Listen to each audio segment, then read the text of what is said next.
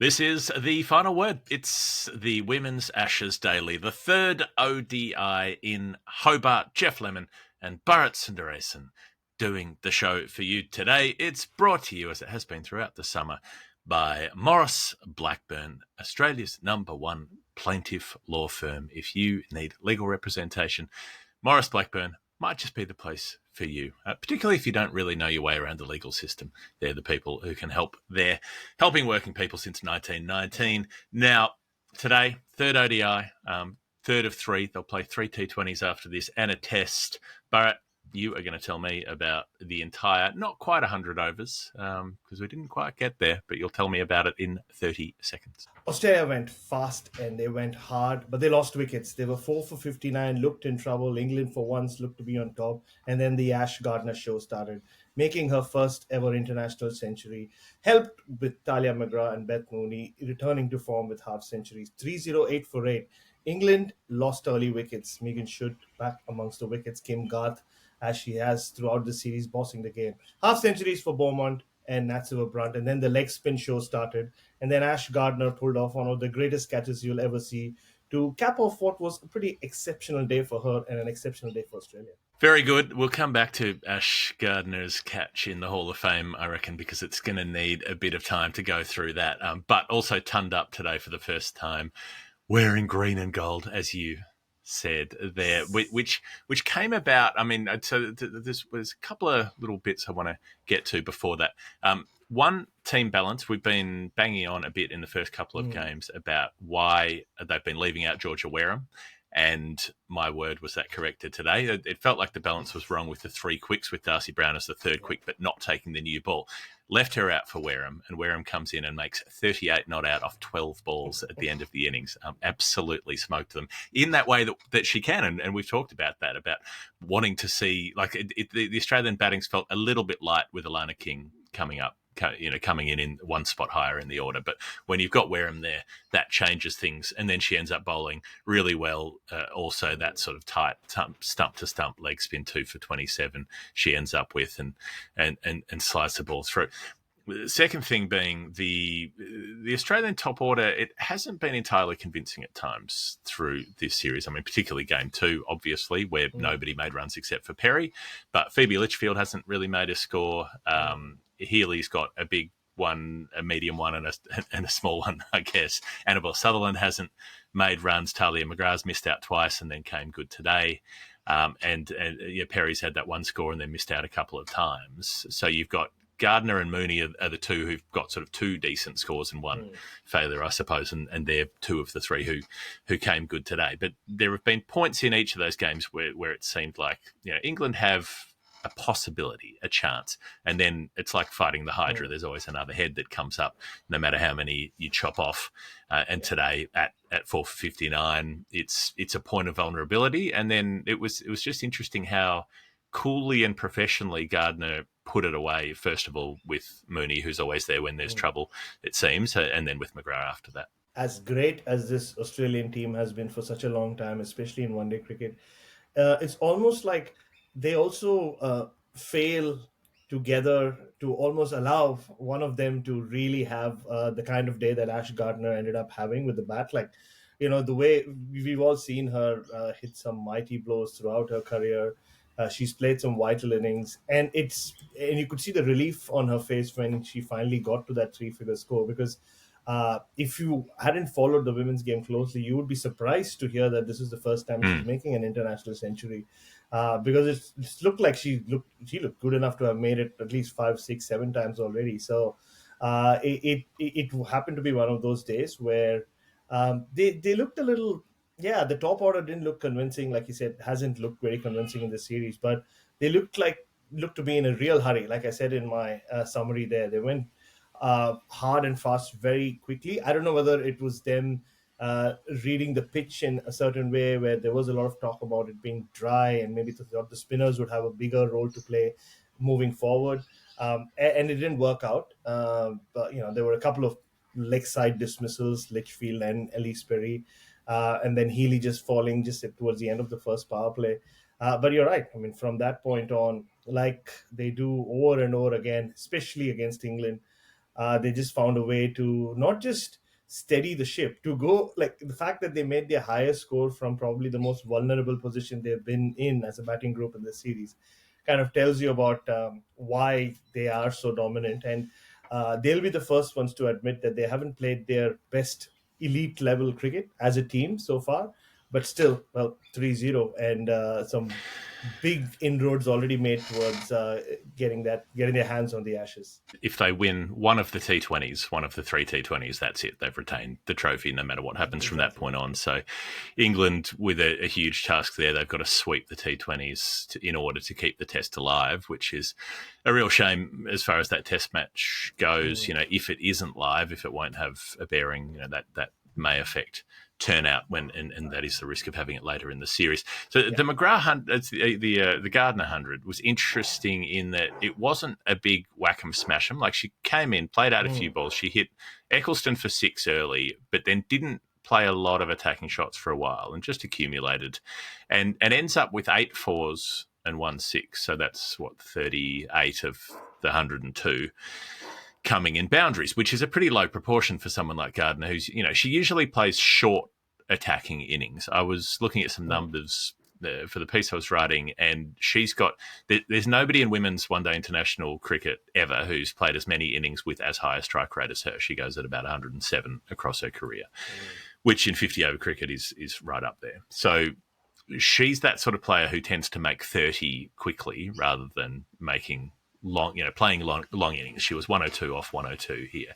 So it was something like 37 singles and 14 twos. So she was up and down the pitch 60 whatever times for her other runs, plus another 30-something times for the runs that she ran for Mooney and McGrath. So it was a hard-working innings, and there were some aggressive shots later that didn't make the boundary, that sort of were chipped over the infield and so on. But for the most part, it wasn't a super aggressive innings. It was just a cumulative sort of innings. Mooney plays the same sort of way in making 50. And then McGrath really strong on the cut shot, just really leathered it through point and backward point a bunch of times. 55 or 45 in the end. And so it sets them up at about 260 when Wareham comes in with 4 overs to go. And more than ices the cake at that point. A score of 308 is very unlikely to get chased down in women's 50-over cricket. And you're right about the tempo of Ash Gardner's innings. And probably goes back to what I was talking about, how rarely she gets these kind of opportunities batting where she does, with the amount of time she had to build the innings the way she did. On a pitch which, yes, it was dry. I mean, the spinners were getting the ball to grip.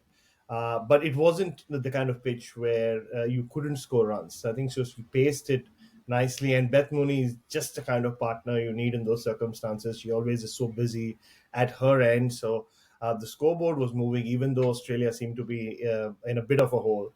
And from that point on, Talia McGrath, who needed a score, didn't she? Yeah. You wouldn't have said this a year ago, but where she was just, or a couple of years ago, where she was on top of a game, but she needed a score and when it mattered as well. So Ash Gardner needed that support at the other end, and that's what set up the assault in the end from Georgia Wareham, who, she's been floated up and down the order so many times in her Australia career, and she showed what she can do today. But hopefully this 100 for Ash Gardner kind of opens it up for her, and she gets not just more opportunities, but she also plays these kinds of innings as well. Like you said, her strike rate has always been high, and I can totally see that happening. I mean, just the way her career is maturing. I mean, we had her in the radio box during the test, the men's tests, and you could hear it come through her voice as well about where she is with her game, and Lisa Stalekar was there asking her about it as well. So I think she's in a great space in that sense, and this could well be the breakthrough inning she needed in terms of making more and more three-figure scores. Yeah, I wonder where she could end up, because it felt like the 12 wickets in the test match at Trent Bridge felt like the point where Gardner goes from you're an all-rounder who can bowl spin to you are a spinner. Like you are a first choice, first rank spin bowling operator. And it feels like that now when they bring her on. even in white ball cricket, there's this sense of in the first two ODIs, what did she concede? 23 in 10 overs when Australia defended 180 the other day. Like England was so nervous facing her, and they're really cautious. They were a little bit more up tempo today against it, but they've been. Like she bowls with the confidence of a genuine first rank spinner now, and so then I wonder if this can be the thing that tips her over into, you're not just the number 5 who comes in and tries to hit some sixes. You are somebody who the innings can be built around in the same way that's built around innings from Perry or from Sutherland or so on, even if you go at a higher tempo than those players do. So it was interesting, interesting in the way that Wareham took down Sophie Eccleston as well. 1 for 76. Eccleston wouldn't go for analysis that expensive. I think it was 14 off the second last, 15 off the second last and 17 off the last over, thereabouts, that Eccleston got smashed for at the end. So, England were never really likely to chase it. Maya Bouchier gets out second ball, and Heather Knight you thought would be necessary to you need a Heather Knight 100 at like a strike rate of 90, and then a Siva Brunt 100 at a strike rate of 130, something like that, if England were going to manage this chase. And that Siva Brunt did some of that, 61 off 68, but Knight was out for 14. Tammy Beaumont did her best and made a half century, and then was trying to up the tempo. She was going along quite slowly at sort of 25-ish from about 50 balls, and ended up at 54 from 77. But yeah, once it starts to slide, it's interesting. Like you say, you get the two leg spinners on, and they're such different leg spinners. King with shape, with drift, comes across the stumps, pitches towards leg, turns across them, beats the off stump, beats the edge, sometimes takes the off stump, sometimes takes the edge. And then Wareham's got that ability to sort of slide it through, like skid it through.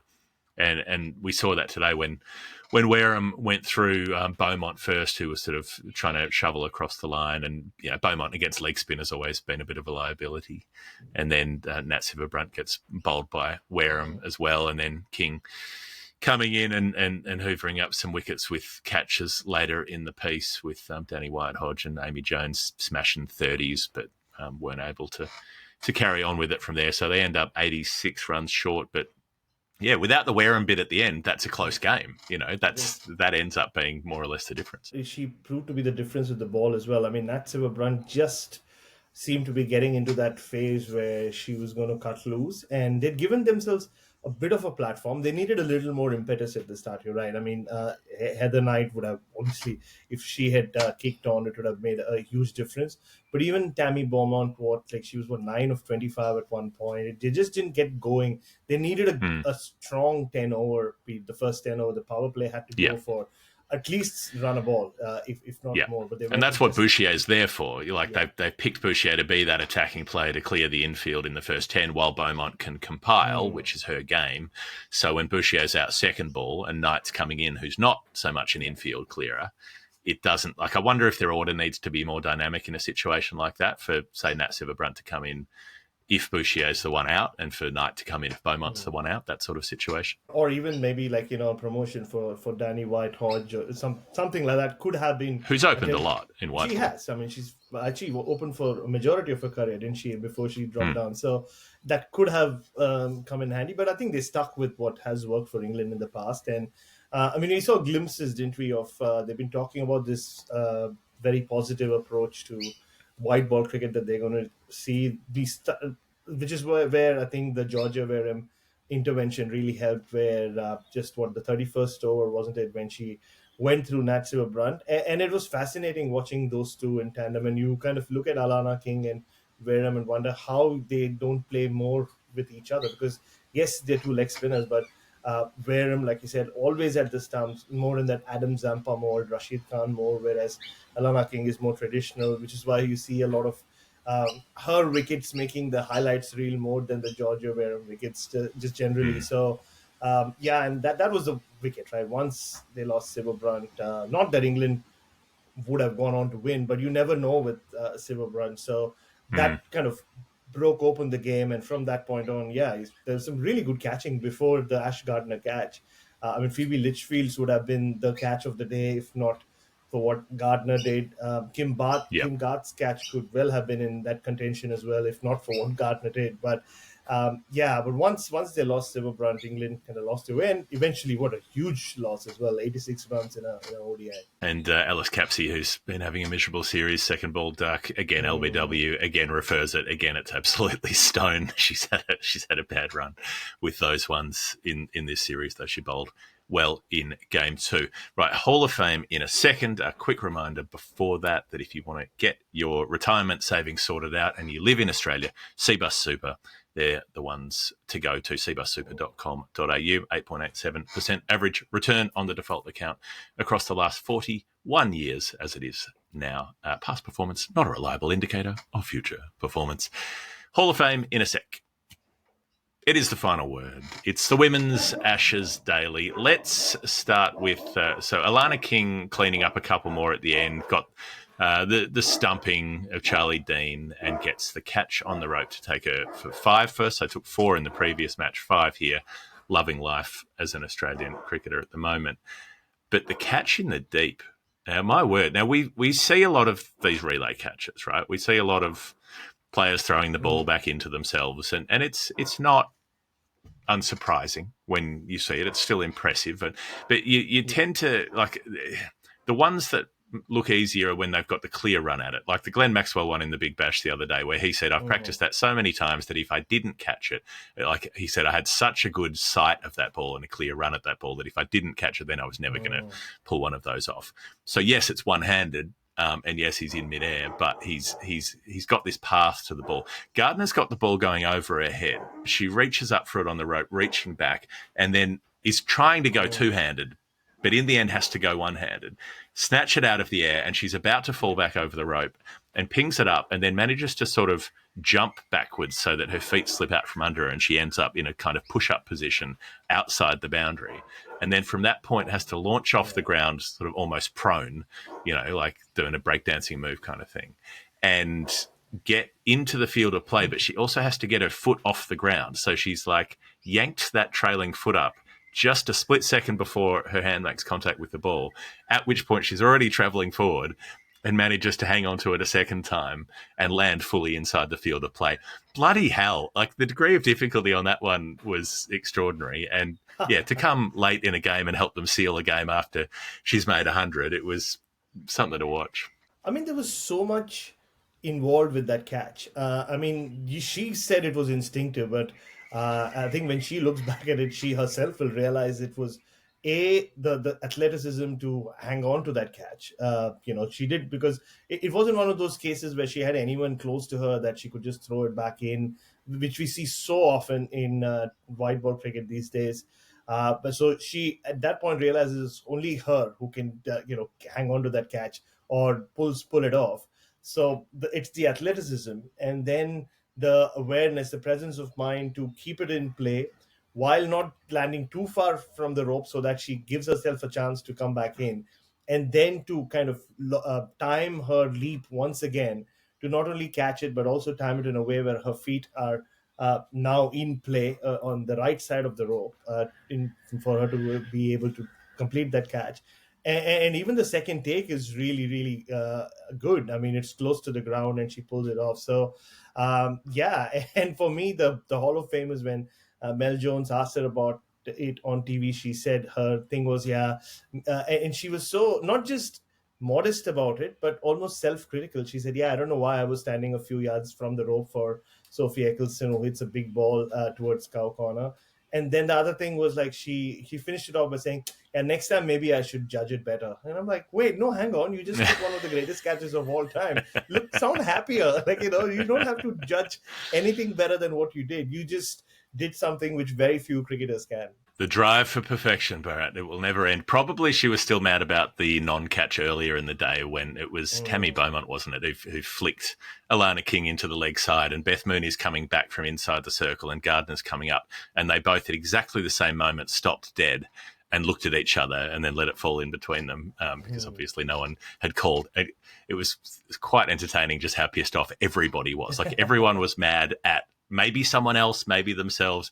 King was annoyed. They were both annoyed. All of the other fielders were annoyed, all the hands on head at the same moment when, it looks like it was early enough in the innings that missed chance could have could have been costly. But Australia are always likely to run at home once they'd made 300. So they're 6-0 up on points. They sweep the one-dayers. They've got the 3 T20s to come. And we will have daily coverage for you from those T20s before we get into the test match in Melbourne. Bharat Sundaresan, thank you for joining the show. Anybody else who wants to get involved, patreon.com/thefinalword. We're trying to catch Murali. We want to get 800 people signed up on that platform. We've had a big surge in the last week or so. So we're on the way. See if you can be one of them. And you can get your Glenn Maxwell sunglasses discount. That's in the show notes as well. I just want to drop Pragyan Oja a message and see if he can become the 800th member to join Patreon, just like he became the 800th wicket for Mutaya Mumbai. That would be perfect. Drop him a text. If anybody can, it's you. And see if we can get him lined up to get us across the line. Maybe Murali should do it. I mean, really, if he's that community minded, he should get involved. Gotcha. He can be $7.99 and Pragyan Oja can be $800. This has been the Final Word Daily, the Women's Ashes Daily. Jeff Lemon, Bharat Sundaresan. We'll see you next time.